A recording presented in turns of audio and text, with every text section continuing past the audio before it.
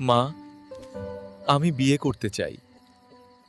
আমারও তো একটা সংসার দরকার। তুই বিয়ে করবি? লোকজন তোরে দেখে ভয় পায়।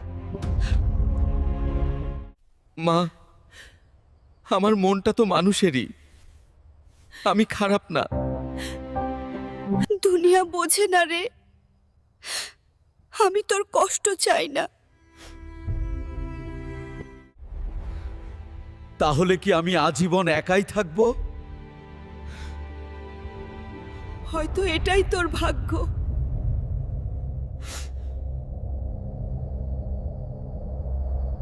শক্তি থাকলেও সুখটা আমার হলো না। তোমরা আমার জন্য দোয়া কইরো, আমি যেন সুন্দরী বউ পাই।